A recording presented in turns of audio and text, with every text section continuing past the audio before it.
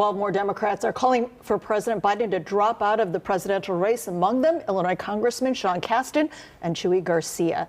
The Biden campaign has reiterated the president is staying put. And joining us this morning is Mike Nellis, founder and CEO of Authentic, which is a political fundraising and consulting firm. Thanks for coming in. Thank you for having me. So there's some people or reports that say that Biden is now open to the idea of possibly stepping away. What are you hearing? I mean, what I hear more than anything is that Democrats are ready for the infighting to stop, right? I think we all want to move on and get back on the same page and get back to unity so we can talk about what we want to do. It's hard to say what's going to happen in the next couple of days or how it's going to play out, but knowing Joe Biden, he's a good public servant. He's going to make the decision he thinks is best for the country, for the Democratic Party, for himself and his family, and hopefully we'll have resolution pretty soon.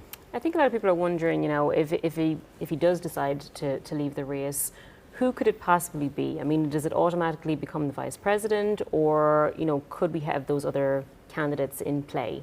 Based on my understanding, you basically have two scenarios, right? Mm-hmm. He's either going to step aside and he immediately releases his delegates. That's my understanding of the rules. And then you could have essentially everybody will rally around the vice president, make a decision to move forward, and there might not be an open convention or a messy fight.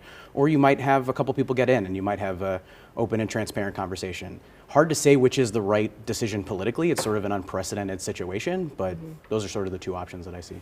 If there's a way to describe this for our viewers in simple terms, what is an open convention? How would that work? Yeah, so basically right now there are a series of delegates that have been voted on all across the country that are all essentially, I think except for a few, pledged to vote for Joe Biden at the convention, right? If Joe Biden decides to drop out, those delegates become uncommitted, and now they have the opportunity to select any candidate they want that gets in the race. Do you think, the vice president has the support? I mean, if she does end up being the candidate, do you think she can kind of get people to rally behind her, or is there somebody else who might be able to do this and maybe, come out on top? I think if she's the candidate, she's going to do a fantastic job, right? More than anything, what we hear from voters is they're tired of looking to the past and they're frustrated with the choices that we have in this election. And so I think people want to know what the future holds. And I think the future looks a lot more like Kamala Harris than it does like Donald Trump, for example. So I think people are going to be pretty excited to get back on the same page. And Democrats have been taking it on the chin for the last 3 weeks, right? We need to get back on offense. We need to start talking about what we're going to do to help this country. I was talking to my wife this morning, we spent years trying to have our first son. And my wife had to do IVF. And I watched this week, Donald Trump nominate J.D. Vance, who was someone who has repeatedly voted against protecting IVF in this country. And that was a hard thing for us to watch. And I think there are a lot of other people that are feeling the same way. Okay. Quickly, you served as advisor to Kamala Harris when she was a U.S. Senator. Do you think, it's very possible you said they could sidestep her, right? But so the question is, who's ready to hit the ground running on day one?